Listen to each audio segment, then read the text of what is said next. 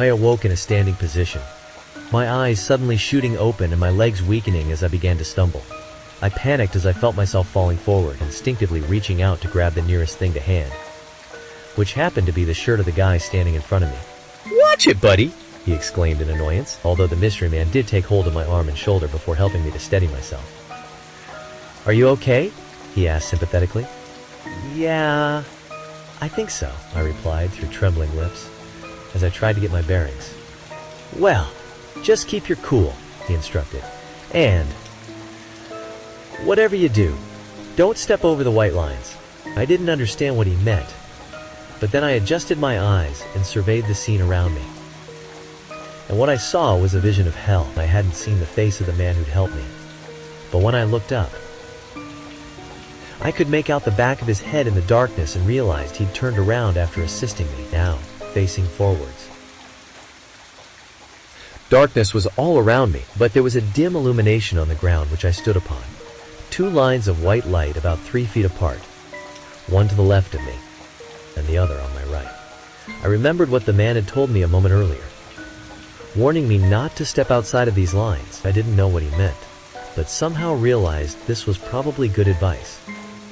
I creaked my head to one side, looking over the shoulder of the man ahead and seeing a line of people standing in front of him. A long, single-file queue of shadowy figures stretching for several hundred yards up what appeared to be a slight elevation. All stood within the 2 white lines which seemed to operate like some kind of emergency lighting, and at the top of the queue of unidentified figures was a doorway of bright, almost blinding light. A literal beacon in a sea of darkness, inviting, comforting, and offering a glimmer of hope in what otherwise seemed like a dangerous situation.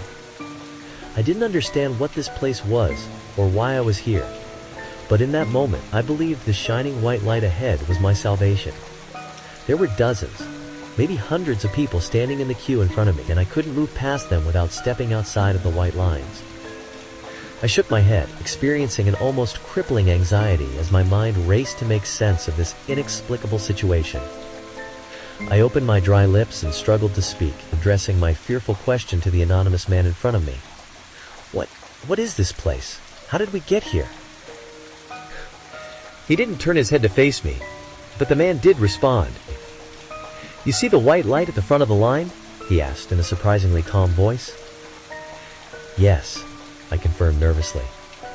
"Well, look behind you," he instructed. I was terrified, but needed to know the truth, and so I turned my head, making sure to keep my footing and stay within the lines as I did so.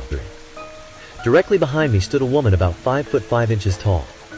I could barely make out her features in the dark, but in any case, her head was down now, and it appeared she was unconscious. She was sleeping while standing up, just as I had been only moments before. I guess this was the same for every person in the line now, and that we'd all been unconscious when they brought us here. But who had done this to us, and why?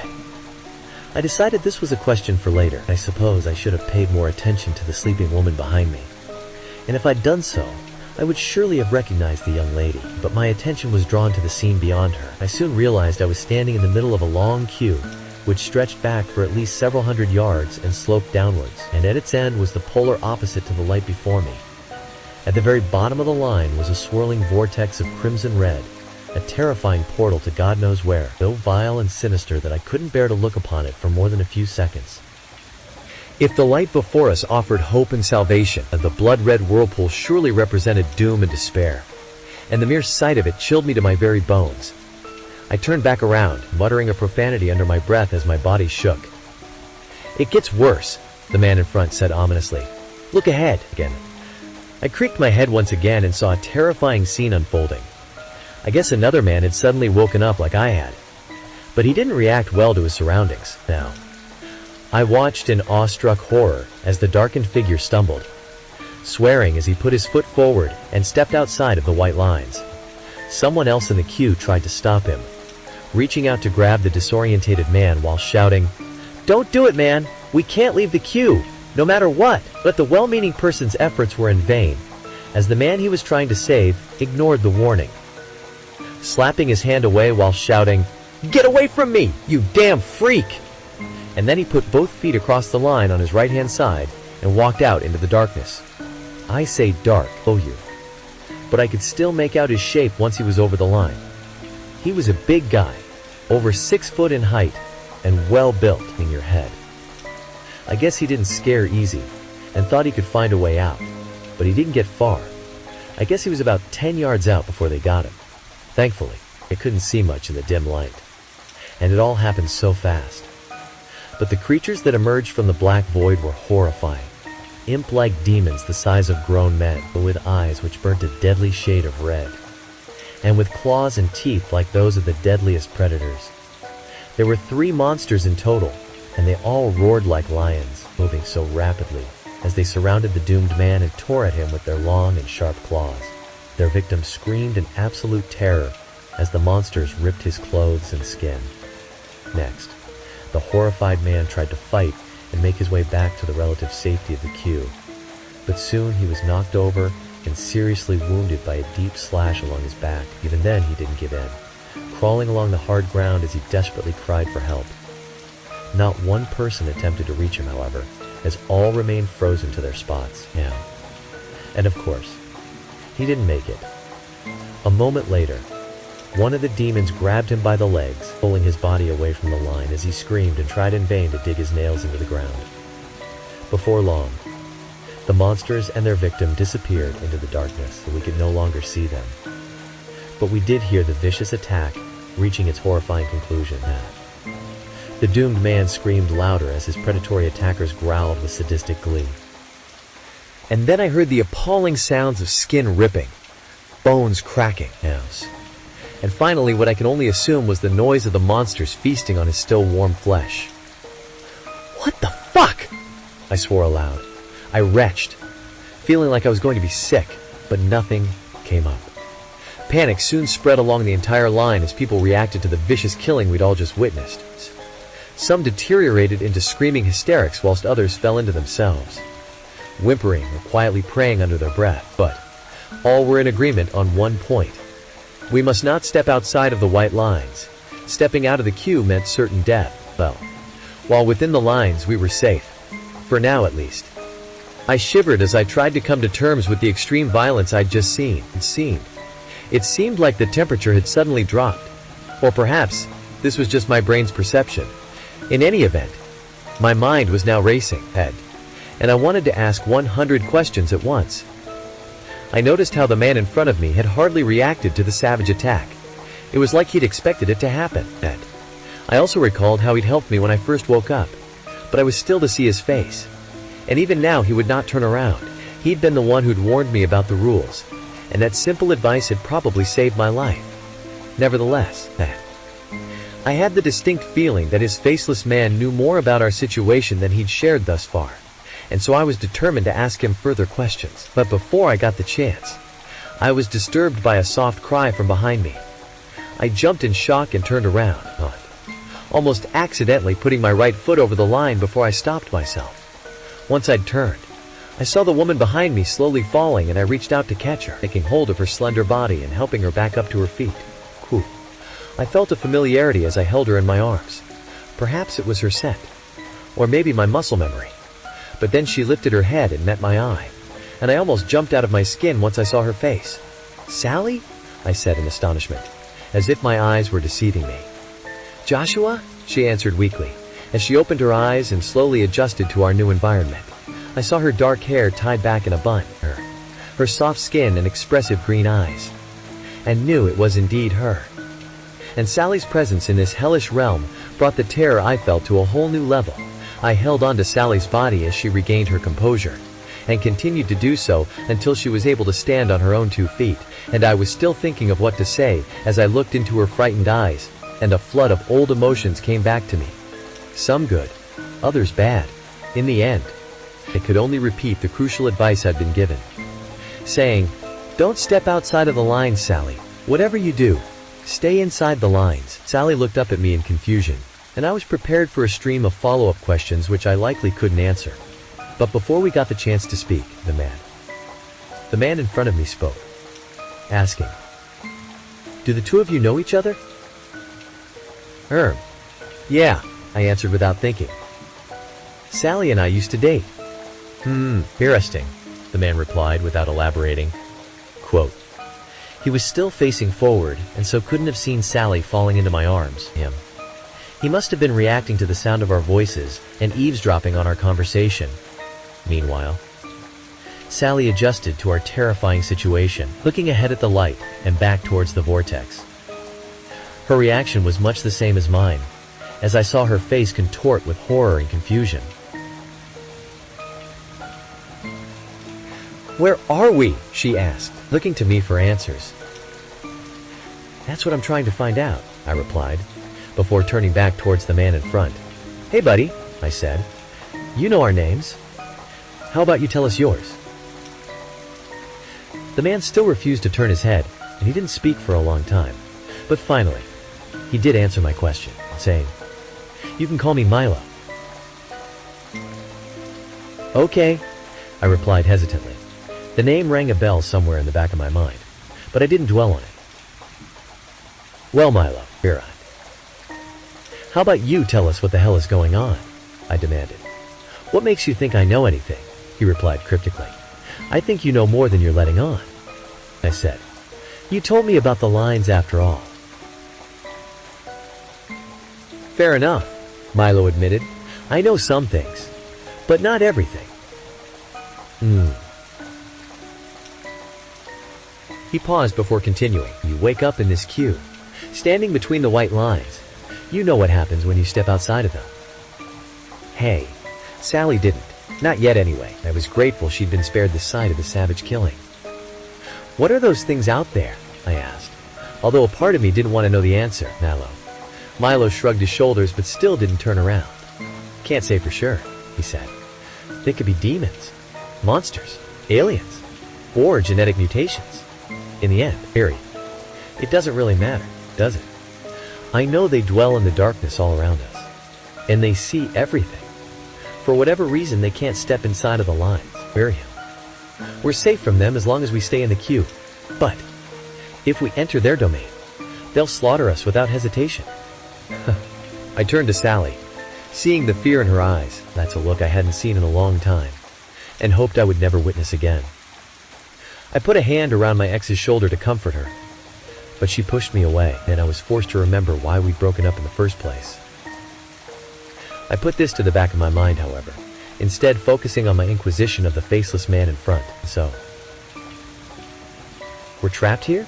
I asked fearfully, the desperation now evident in my voice. "Oh no," Milo answered in an almost flippant tone. "I'm afraid you don't understand. The queue won't remain stationary. When the trumpets blow, we move forward, one at a time." When the trumpets blow, what the hell did that mean? I thought about it for a moment before I realized the implications of what Milo was saying. "You mean we move towards the light?" I asked hopefully. I knew little about our situation, but surely the white light at the top of the queue was our chance at salvation. "Yeah, that's what happens. But there's a catch," Milo said. "What do you mean?" "What do you mean?" I demanded in angry frustration. "You'll find out soon enough," was Milo's typically evasive response. I opened my mouth to speak again, but then I heard it. The trumpets, blaring from God knows where. A deafening and terrifying sound which blasted out from the darkness, seemingly surrounding us on all sides. Both Sally and I collapsed down to our knees, covering our ears with our hands in a futile effort to drown out the awful din. I felt the pressure building inside of my skull and thought my head was going to explode. But thankfully the trumpets stopped after a few moments, and then the line started to move. I looked forward and saw the figure at the front of the queue stepping into the light, his dark silhouette immersed, as he raised his arms and cried out in glorious ecstasy, gladly allowing the portal to transport him to another realm. And with that, he was gone, freed from this nightmare, and surely now safe from the monsters which dwelt within this dark hellscape. "Wow!" I expressed in amazement, but, like Milo had warned us, there was a catch. Suddenly we heard a blood-curdling scream from behind us, a cry of abject terror emitted by somebody in mortal danger. I swiftly turned my neck, Seeing how Sally was already facing in that direction, my eyes widened in terror as I saw the man at the back of the line, his body being physically sucked into the swirling vortex of crimson red. He continued to scream as his legs were pulled inside, and soon he was up to his waist, reaching out desperately and digging his nails into the frozen dirt beneath him. "Please, please help me," he cried. There was a woman ahead of him in the line and, to her credit, she did try to help. Reaching down, she grabbed his hand tightly. But the pull of the hellish vortex was too great. Within minutes, she lost her grip upon him, and the man was sucked through the portal. I remember the look on his face the second before he disappeared into the abyss. His eyes so wide and his mouth frozen in a silent scream, and then he was gone. The middle-aged, slightly overweight woman who tried to save him suddenly cried out, as something inside of her just broke. Quote, "I can't do this! I can't be here!" she exclaimed. And, before anybody got the chance to stop her, the frightened woman did the worst thing imaginable. She stepped over the white line. There was nothing we could do but watch, as the poor woman attempted to run into the darkness. Inevitably, she didn't make it far.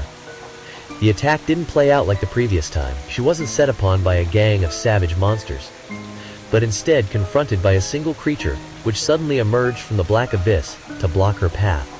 Quote, "The woman just froze, stopping dead in her tracks as she stared into the monster's burning red eyes. She was seemingly unable to flee or fight, as if the beast had her under its terrible spell. My jaw dropped as I observed the unreal scene. For a moment I naively thought she might be okay, and that the monster would actually let her live. But then, in a single, rapid, and brutal action, the beast raised its muscular arm and thrashed out with its claw, easily cutting the woman's jugular wide open. She grabbed at her throat as blood poured from the gaping wound, and soon collapsed heavily to the floor. Her body continued to thrash as she choked on her own blood. But a moment later, and the beast leaned down and grabbed hold of her hair, dragging the slowly dying woman into the darkness. "Oh my God!" Sally cursed under her breath, and I couldn't utter a word. This was the second person I'd seen slaughtered by the monsters stalking the shadows. But it didn't get any easier.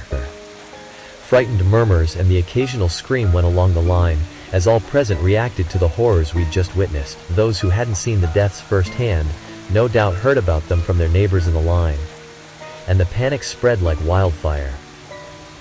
Still, I noted how Milo had not reacted at all to the bloodshed. Still, I reckoned he must have eyes on the back of his head, and perhaps he'd seen it all before. Nevertheless, our mysterious companion was able to provide an explanation of sorts. "That's the catch I was telling you about. They let one person pass into the light whenever the trumpets sound, but there's a price to pay. One goes into the light, and the vortex takes one from the back of the line. That's the way it works." Suddenly I felt cold all over, away. I was sure the temperature had dropped since I first regained consciousness, although this was the least of my worries, as my exhausted brain attempted to process what Milo had just told us. I'm sure Sally was doing the same, as she remained silent for the time being, although I could hear her clicking her tongue, a habit she did when nervous or stressed. I glanced ahead and behind me, and once again confirming that we stood roughly in the middle of the long, single-file queue of people. If what Milo said was correct, one person would reach salvation at each trumpet blow, while one would simultaneously be sucked into oblivion, or whatever the hell lay on the far side of that damned portal. Assuming this twisted process continued, the line would gradually grow shorter as more people left this Shadowland, place of truth. And in the end, we too would discover our fate. I felt a vile sickness in the pit of my stomach as my whole body shook. I didn't know what to say next, but it was Sally who broke the silence. "Hey Milo, that's your name, right?" she shouted over my shoulder. I saw Milo nodding in confirmation, but he still wouldn't turn to face us. You still haven't answered Joshua's question. You didn't tell us where we are and why we're here." Milo snorted before replying. "Like I said, I don't know everything, but I guess I've been conscious to our situation for longer than the two of you. During that time, I've come up with a couple of theories." "Like what?" Sally demanded. I could tell she was becoming increasingly impatient. We'd been split up for 2 years at this point, and hadn't spoken in nearly as long. But seeing her again in this dangerous and terrifying situation made me realize I still had feelings for her. Milo eventually replied in a matter-of-fact tone, with no emotion evident in his voice as he spoke. Well, one possibility is that we've been kidnapped or abducted by some malicious person or persons. What's the last thing you remember before waking up here?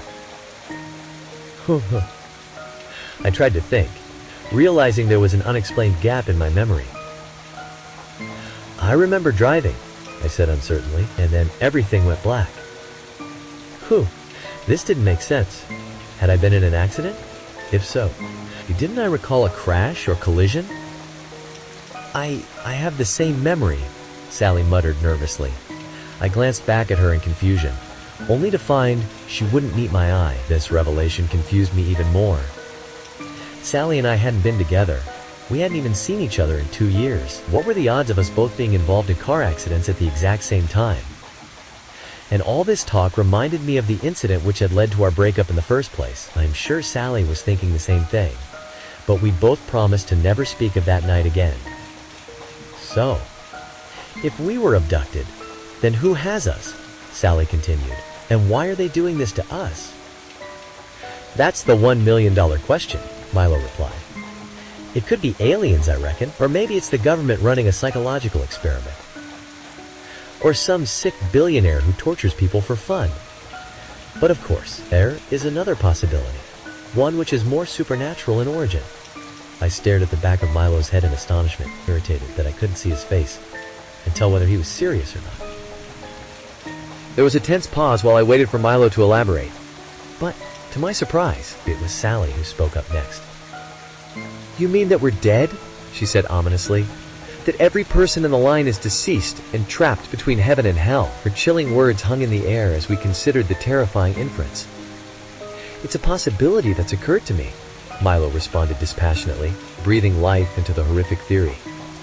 So, if we really are dead, Sally continued, the white light means salvation, while the whirlpool means eternal damnation. Now, Milo didn't answer her question, but the conclusion Sally had come to seemed like an obvious one. Still, there was something which I just couldn't understand. But the people at the front of the line are guaranteed to reach salvation, while those at the rear will surely get sucked into hell, I exclaimed. Why are some saved, then, and others doomed? I waited for an answer, but a moment later, and the trumpet sounded once again, forcing us to cover our ears and making further conversation impossible. And of course, the whole ritual played out again, as a solitary figure gladly walked into the light, while the poor sap at the rear was pulled into the whirlpool, screaming in abject horror as the vortex took him. The line had become slightly shorter, and it was now clear to everyone standing in the queue what was going on here. The fear in the icy cold air was palpable, and soon the line behind us descended into panic and chaos.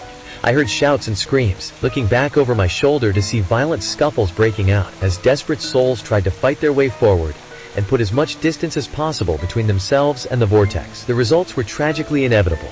The white lines were only 3 feet apart at most.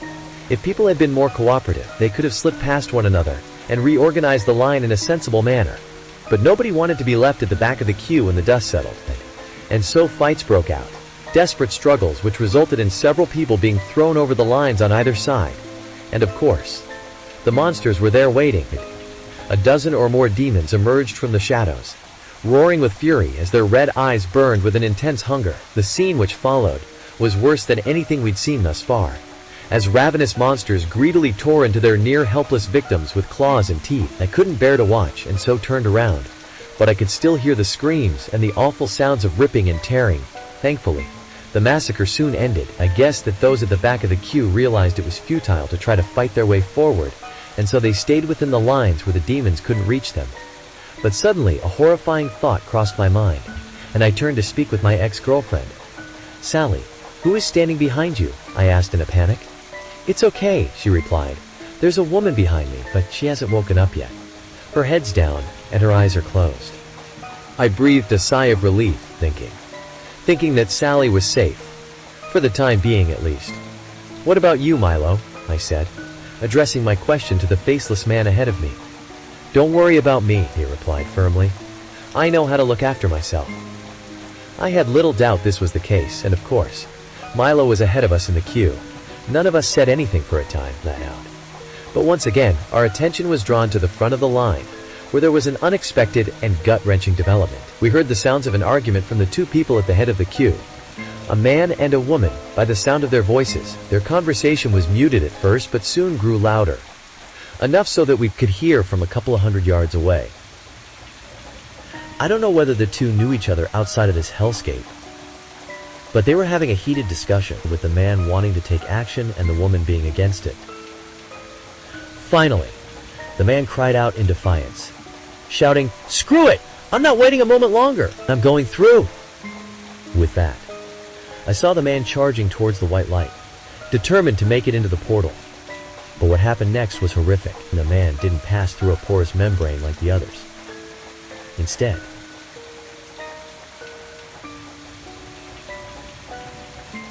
he charged into a wall of flames, screaming in total agony as his skin and flesh burnt fiercely, as within seconds he was engulfed by the unholy inferno, his body reduced to mere ashes. The man's female companion yelled out in grief, and the rest of the line fell into a chilling silence. "We've all got to follow the rules," Milo muttered solemnly. "There are no shortcuts." For once I understood what he meant, and my jaw dropped when I considered what had just occurred. The man at the head of the line had suffered an agonizing, fiery death, and all because he was impatient. And point. If only he'd waited until the trumpets blew, he would have safely crossed over to paradise. Slowly but surely, the line moved forward. We were now one step closer to salvation, Esteban assures. But no one was likely to make the same mistake. Nevertheless, the situation continued to develop in an unexpected way. We heard muttered chatter from all along the line, dozens of separate conversations, but which surely related to the same topic: survival. And then something extraordinary occurred. People began to swap places in the queue voluntarily, carefully, pushing past each other, whilst ensuring that nobody stepped outside the lines. There weren't many changes to the prearranged order, but there were some, and these transfers were apparently done after mutual agreement and without the threat of violence. I was astonished, particularly when I saw the bald-headed man who now took the unenviable position at the very end of the line. But he did not seem afraid of his imminent damnation. Instead, he sat down cross-legged on the cold ground, his form illuminated by the burning red of the vortex. I watched as he closed his eyes and remained perfectly still, as if in a deep meditation. I couldn't understand why at the time, but he seemed to have accepted this fate, and with that, the ominous trumpets blared, drowning out all other sounds, as the now familiar cycle played out once again. I guess the woman at the top of the line had recovered from seeing her male companion burnt alive, because she slowly and carefully stepped into the light and safely passed through to the other side. And meanwhile, the bald-headed man at the rear maintained his monk-like composure right to the very end. He didn't fight or even scream when the vortex sucked him in, and his limp body disappeared into apparent oblivion. I shook my head in disbelief. It was clear that something significant was happening here, but I couldn't quite put my finger on what it was and how it impacted on us. But Sally was quicker off the mark, which I suppose I should have expected. She'd always been smarter than me and knew how to cope in a crisis situation. I'd learnt as much during the incident 2 years before. Still, as well as I thought I knew my ex-girlfriend, I never could have predicted what she'd do next. "Hey Milo," asked Kestis. "How are you holding up?" she said suddenly. I looked over my shoulder in confusion, only to see my ex giving me a knowing look. I'd seen that look before and knew what it meant. Instead, Sally wanted me to trust her and keep my mouth shut, and so this is what I did. I suspected she wanted Milo to turn around so she could make eye contact. But by now I knew this wouldn't happen. For whatever reason, our mysterious new friend was determined to keep his eyes facing forward. "I'm doing just fine," he answered, response, which struck me as odd. "Why do you ask?" Sally seemed frustrated by Milo's reply, but she persevered nonetheless. Quote, "Well, Sked, I feel like the three of us are in this together," she said. "But we know nothing about you, Milo. As you know, Josh and I were in a serious relationship. Things didn't work out, but We're still close, and we share custody of our son. I spun around in shock, opening my mouth to challenge my ex. But when I did so, instead, she shot me a hard look and raised a finger up to her lips, silently telling me to stay quiet and go along with this. Obviously, Sally was lying. We never had a child together. We'd talked about it. But our relationship ended abruptly soon after the incident, and our dreams of having a family died at the same time. But now Sally was claiming we had a son together. I didn't understand why she'd made up this fictional child, but I soon found out. You have a son? Milo asked hesitantly. Yes, Sally replied without delay. His name's Kevin, and he's 2 years old. A real rascal sometimes, but he's as sweet as punch. I was shocked by how deeply invested Sally was in this lie she'd manufactured from thin air. It was frightening how she was willing to add details to make it sound more convincing. I was driving to pick Kevin up from my parents' house when all this happened. I just hope he's not too upset and wondering where his mummy is.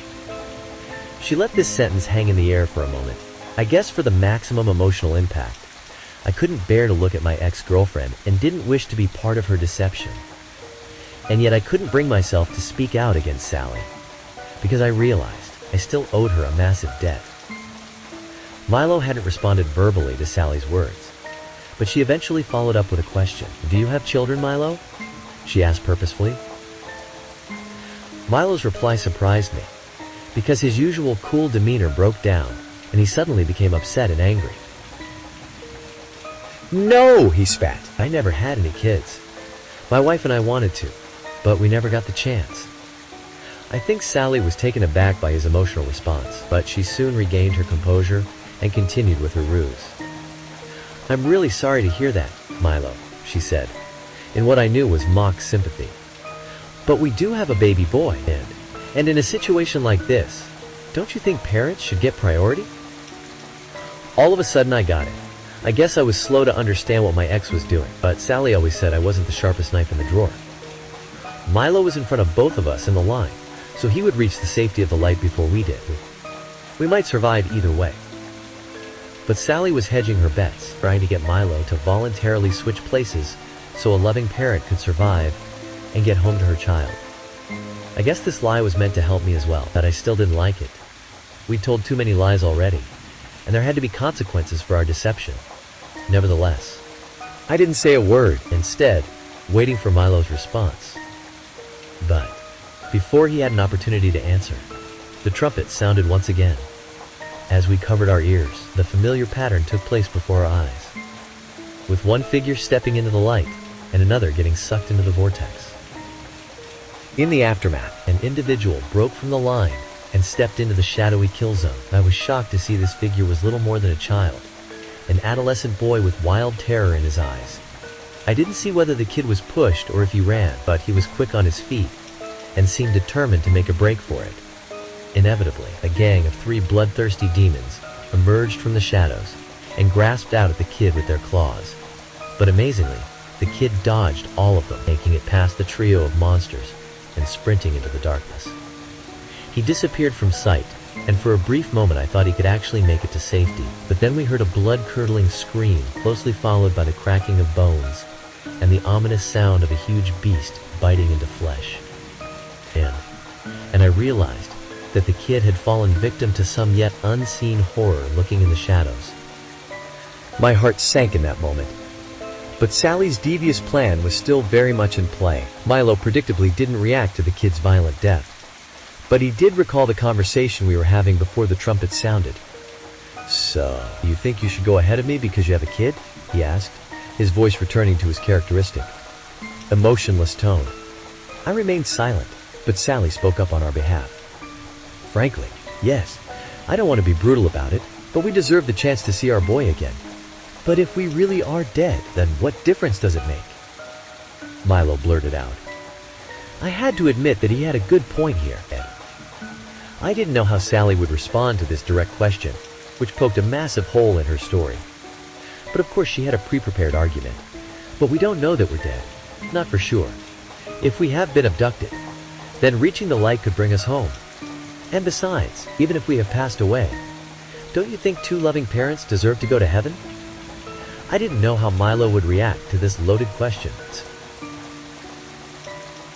But I certainly didn't expect what happened next.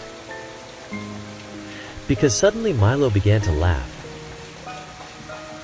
Quietly at first, but growing ever louder. But his laughter wasn't one of mirth. Instead, it was filled with bitterness and scorn. I turned around to look upon Sally, only to find she was as baffled as I was. We had no choice but to wait until Milo finished his mad cackling and opened his mouth to speak, his voice now filled with passionate anger. "You really don't know who I am. I hoped there would be some recognition, some remorse, but now I realize this is beyond you both." I shook my head in confusion, feeling like there was something I should have picked up on. But sadly, I remained oblivious. "I'm sorry, Milo. I don't understand," I said nervously. "You don't, huh?" Milo spat back. "Well, maybe it's about time you saw my face." And with that, he slowly began to turn around for the first time. I stood there in nervous anticipation, my entire body trembling because I suspected what we'd see would not be pleasant. And when his face was illuminated, I recoiled in horror as my most painful memory came back to punch me in the gut. Milo's face was in actual fact a grotesque death mask, his dead eyes bulging and his forehead caked in dried blood. His skin looked like leather, and when he opened his crusty lips, green water poured from his mouth and nostrils. I heard Sally scream behind me, and I was about to follow suit. But in that moment, the trumpet sounded. Louder than ever this time. I fell to my knees and buried my head in my hands. But the almighty din was too intense. I felt like my head was about to explode. And then I found myself drifting out of consciousness, as suddenly my whole world went black, and then I was in another place and time, thrust back to a point in my life which I had tried my hardest to forget. Sally and I were in my car, driving along a lonely country road late at night. We were coming home from a party and were in high spirits. We'd both been drinking. I was driving and surely over the limit, but I'd made this journey a dozen times before and thought it would be fine. I remember the two of us laughing over a shared joke. I glanced over to the passenger seat, looking into Sally's mischievous eyes and feeling so much love for her in that moment, but I should have kept my eyes on the road because I didn't see the pedestrian until it was too late. A sudden panic overtook me as I slammed my foot on the brakes, but I hit the man head on. Horrified as his broken body was thrown up onto the hood before it smashed against the windscreen, I brought the car to a stop as the body fell heavily to the ground. And I sat frozen, still gripping a tight hold of the steering wheel and in a state of shock. Slowly, I turned to look at Sally and saw an expression of sheer horror etched across her face. "Joshua, what have you done?" she whispered. And I didn't have an answer. After some time, we exited the vehicle and went to see to my victim. What we found was a bloody mess of a man, a human body broken almost beyond recognition. We were both sure he was dead. Sally and I stood there, under the headlights on the side of the abandoned road, looking down at the corpse of the young man I'd just run over. And then I really started to panic. "Sally, what the fuck am I gonna do?" I exclaimed. "I've killed a man. They'll send me to prison for this." "That's not gonna happen," Sally answered firmly, her eyes narrowing as she took control of the situation. "There are no witnesses. Nobody saw what happened." She paused briefly, letting those words sink in. "The lake is only 5 miles from here. We can make him disappear." I glared at her in shock and disbelief, disgusted by the suggestion. But of course, I went along with her plan. I didn't wish to face the consequences of my actions, and so I conspired with my girlfriend to cover up the crime. With some difficulty, we lifted the body and loaded it into the trunk of my car. I vividly recall seeing the man's grotesque death mask, his dead eyes looking upwards into the night sky, as we slammed the trunk shut and sealed him inside. We drove to the lake, exiting the car at the top of the disused jetty after releasing the handbrake. Watching in solemn silence as the vehicle rolled downwards and disappeared under the water's surface, Sally and I made the long walk home that night, barely speaking a word as the seriousness of our crime hit home. We reported the car stolen the next morning, Barrage. Sally giving the report to a disinterested police officer who didn't ask too many questions. A few days later, we heard a missing person report on the news. A young man who had been walking at night and never made it home. In the days and weeks which followed, I lived in a state of constant anxiety, forever fearing a knock on the door. But the cops never made the connection and didn't find the body. I guess it was about 2 months later when Sally and I were watching TV at home, and suddenly there was a press conference featuring a teary-eyed woman giving a statement with a photograph of the missing man framed behind her. She pleaded for anyone with information to come forward and wept as she begged for her husband to come home. And the missing man's name was Milo. Suddenly my ears were filled with the sound of trumpets, and I was brought back to the dark hellscape. Except the circumstances had changed during my absence. The first thing I noticed, before I even opened my eyes, was the overbearing heat. Before this place had been ice cold, but now the opposite was true. And simultaneously my nostrils were filled with an awful stench of sulfur and burning flesh, making me retch in disgust. But when my eyes opened, I almost jumped out of my skin, and I started to stumble until a pair of arms grabbed me and held me up. "Remember the rules," was what she shouted in my ear, her voice just about audible over the almighty din. "Stay within the lines and they can't get you." That was Sally, and she had a tight hold of me. I glanced into her wide eyes, wondering if she'd experienced the same gut-wrenching flashback I had during our blackout. The look of horror etched on her now drawn face told me she surely had, but this wasn't the reason she was so frightened. The demons weren't in the shadows any longer. They were standing right up beside us, so close that I could smell their foul breath, which stank of rotting flesh, and see the flesh blood dripping from their sharp fangs. There were half a dozen of the beasts visible on either side of the white lines, appearing like soldiers standing to attention. They didn't make any attempt to attack, but the monsters shot us murderous glares through their burning red eyes, and they grinded their razor-sharp teeth and clicked their long claws, as if eagerly anticipating the kills to come. But they couldn't get to us, not as long as we stayed in line, and the queue was much shorter now. I guess Sally and I had been out for longer than I'd thought as we relived our past sins, because whereas the line had once included hundreds of lost souls, now there were only 5 of us. The doorway of white light was right in front of us, while the crimson vortex lay behind us, the 2 gateways competing to drown out the darkness. But the intolerable heat and disgusting stench came from our rear, and I had no doubt that the vortex was a portal to hell itself. In the moment which followed, the terrifying process repeated, as the anonymous figure at the front of the line crossed over, and the woman behind Sally screamed as the hellish whirlpool sucked her inside. And then there were only the 3 of us. In all the chaos, I'd almost forgotten about Milo. But the ghoul was still facing us, was burning, his dead eyes burning with rage as he savored his moment of retribution. "Tell me," he snarled through his rotting maw, "do you too feel any guilt? Any remorse for what you did to me? For what you took from me?" I struggled to find the words to respond as I experienced a foul, burning sensation in the back of my head. I knew I couldn't hide from this any longer. "Milo," I spluttered, "of course we're sorry for what happened. But it was an accident. You've got to believe that." Milo laughed bitterly once again. "An accident?" he exclaimed in anger. "Was it an accident when you bundled me into your trunk and pushed your car into the lake? Was that a fucking accident?" He paused briefly, his lifeless eyes narrowing. "I was still alive when I went into the water. Did you know that?" I shook my head in disbelief, muttering, "No, that's not possible." "It's true," Milo confirmed with a nod. "I slowly suffocated to death inside of that trunk. And they never found my body. My wife never got closure. Never got to bring me home. And that's all because of the 2 of you." Milo was now beyond fury as he roared and charged toward Sally and I with his arms outstretched. "Josh! Stop him!" Sally screamed. But he was already upon me, his skeleton-like hands wrapping around my throat in an attempt to throttle me. I fought back with all my might, tackling Milo and shoving him to one side. And, of course, he fell outside of the lines. Milo released his grip on my throat as the demons grabbed hold of him, their eyes lighting up with a ravenous hunger as they dug their claws into his flesh. Milo didn't fight or scream when they took him. He merely looked upon us with a sad resignation as they dragged him into the darkness.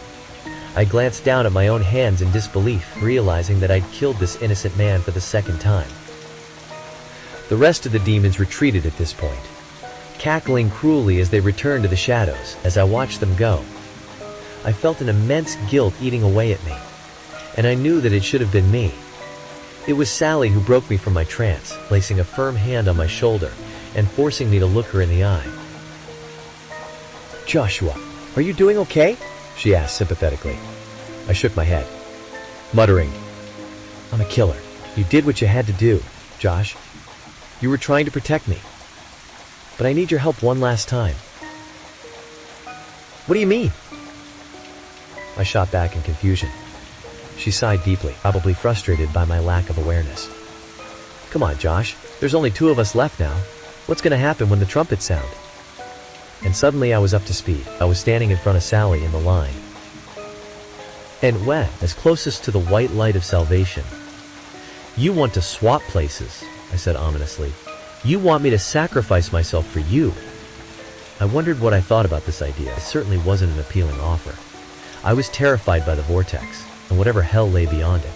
Of course I was. But would I screw over the woman I'd once loved to save my own skin? It had never crossed my mind that it would come to this. But I think Sally had always envisaged this outcome. Sally had always been one step ahead, and in the end, she had the words to persuade me. My ex held my hand tighter, tears in her eyes as her tone became increasingly emotional. "I know it's a lot to ask, Josh. But remember, I saved you after the accident. You said you couldn't face prison, and I made the problem go away. I don't deserve to suffer for your sins. You know that, Josh." I opened my mouth to respond, but we'd run out of time. The trumpets blared aloud, drowning out our conversation. I needed to make a decision right now, and I went with my heart over my head. In an instant, I grabbed hold of Sally's waist, embracing and kissing her once last time before pushing her ahead of me in the line. The terrible din made any further words impossible, but in the last moment, Sally smiled back at me gently and mouthed, "Thank you." And as she did so, I remembered all the tenderness and love we'd once had for each other, but I couldn't escape the nagging suspicion that she'd played me. But Sally didn't wait, soon turning her back on me and confidently walking into the light, and then I felt the irresistible pull from behind me as the all-powerful vortex sucked me in. I felt my skin burning and the air leaving my lungs, and then I was gone from that place, never to return.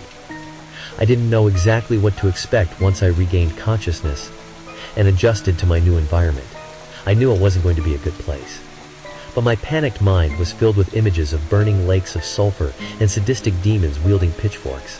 But the space I found myself in was quite unexpected. I was inside of a car, sitting in the driver's seat, but it wasn't just any vehicle. It was my car from 2 years previous, the same car I'd been driving on the night of the accident, the night I'd killed poor Milo for the first time. And that wasn't all. I was underwater, surrounded by dark, glowing liquid on all sides, with the only illumination coming from the light above the dashboard. I started to panic, struggling to breathe, as I desperately tried to open the doors, only to find they would not budge. Next, ice. I kicked out at the windscreen, which was already shattered from the night of the accident. But when I kicked the glass, I discovered it was rock hard and unbreakable. I cried out in angry frustration, slamming my fists on the wheel and hearing the muffled sound of the horn. But then I was taken unawares by a chilling, deep voice from behind me. "Dang. I won't bother if I were you. There's no way out." I jumped up and turned around, seeing a dark figure sitting in my back seat. I knew he hadn't been there a second before, and so he'd seemingly materialized out of thin air. The man, if that's what he was, appeared well-dressed in a finely tailored tuxedo suit, seamless white shirt, and black bow tie. But I couldn't see his face as it remained hidden in the shadows. Thus far, he'd only offered me what seemed like advice. Nevertheless, there was something very disturbing about his tone of voice and whole demeanor, and so I guessed this mysterious individual was no friend of mine. I felt like history was repeating itself and feared the worst, struggling to speak through trembling lips and asking, "What is this place? Isn't it obvious?" The shadowy figure replied. It was, of course, and I needed to face the grim reality of my situation. I'm in hell, aren't I? This is my personal hell, the Shadow Man responded with a sly chuckle before saying, Certainly not, Joshua. This is a halfway house of sorts. Call it purgatory if you will. Believe me, you'd know if you were in hell. I experienced a wave of emotions in that moment. Relief for sure. As always, I was confused. I don't understand, I exclaimed. I was sucked into the vortex. I smelt the sulfur, felt my body burning. You made an assumption, the man replied abruptly, in an area. Did anyone tell you that one portal led to heaven and the other to hell? I pondered his words for a moment until the horrifying implication became apparent. Sally, I exclaimed. What happened to Sally? The man sighed before answering. Sally is somewhere else. Don't worry about her now, Joshua. You won't see her again. Not for a while anyway. I gulped, feeling a chill, as I thought of my ex-girlfriend and feared for her safety. But it seemed there wasn't anything I could do for H. Right now. And what about me? I muttered nervously. What will become of me? There was a lengthy, almost unbearable pause before the Shadow Man answered me. I'll be honest with you, Joshua. You've got us in a bit of a pickle. On one side, you committed a heinous sin on the mortal plane, but then you made a noble sacrifice in the Shadowlands to save a woman you once loved. Your sacrifice was futile in the end, but you weren't to know that. We're going to need some time to consider your fate, Joshua. In the meantime, you can stay here. In this watery prison of your own making, I experienced a renewed panic and also anger, crying out before I had the chance to think. No! You can't keep me here! I won't stay! The Shadow Man's reaction was instant and furious. He leaned forward, allowing me to see his hideous eyes through the darkness, burning crimson orbs which reminded me of the vortex I'd been pulled into. Mesmerizing and yet terrifying at the same time. And when he spoke, his voice blared out like a banshee's wail. You'll do what we damn well tell you, he screamed. Do not test me, you wretched mortal. I can make all your worst nightmares come to life. I'd never been as frightened as I was in that moment. Not during my mortal existence, or even in the Shadowlands. Whatever this entity was. I realized he could inflict suffering upon me that I couldn't even imagine. I had no words to respond, and so I merely grabbed hold of the steering wheel and lowered my head in a meek submission. Very well, the Shadow Man said with a smug satisfaction. Becca. Goodbye, Joshua. Until we meet again. I nervously glanced up into the rearview mirror and saw the entity melting away into the leather seat. And then I was alone. To this day, I remain trapped in this watery grave, staring out at the bottom of the lake, which was the scene of my worst crime. I don't know how long I've been here. All I know is that I can't leave, not unless they set me free.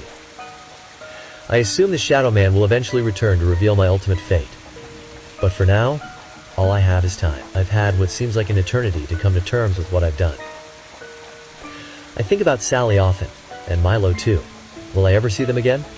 I hope so. Patience.